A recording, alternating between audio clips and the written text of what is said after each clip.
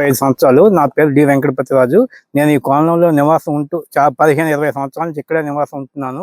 ఈ ఏరియా చాలా పీస్‌ఫుల్‌గా ఉంటదని చెప్పి, ఊరికి అంటే గ్రేటర్ సిటీకి దూరంగా ఉందని ఇక్కడికి వచ్చి మేము కుటుంబాలతో ఇల్లులు కట్టుకొని నివసిస్తున్నామండి.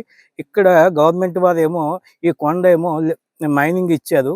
వాళ్ళకి వాళ్ళు మామూలు మైనింగ్ తవ్వుకోకుండా ఈ కొండ మీద బాంబులు పెట్టి బాంబులు పేల్చుతున్నారు. జనవరి 30ని పేల్చారు ఒకసారి, పగలు పేల్చారు ఆ వేళ కూడా వచ్చి మేము అందరూ కాలనీ వాసులు వచ్చి చెప్పాము.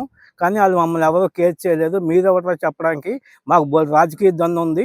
ఆ దన్నుతో మేమేమన్నా చేస్తాం. ఇక్కడ నాయకులు పోలీసు వారికి కూడా మేము 3 డేస్ బ్యాక్ కంప్లైంట్ చేసాము కాలనీ వాసులు వెళ్ళి. ఈ వేళ వరకు కూడా ఒక్క మనిషి కానీ, ఒక్క పోలీసు కానీ వచ్చి ఇక్కడికి ఎవరిని ఎంక్వైరీ చేయలేదు. దాన్ని బట్టి మరి ఈ కాలనీ మేము ఉండాలా లేదా?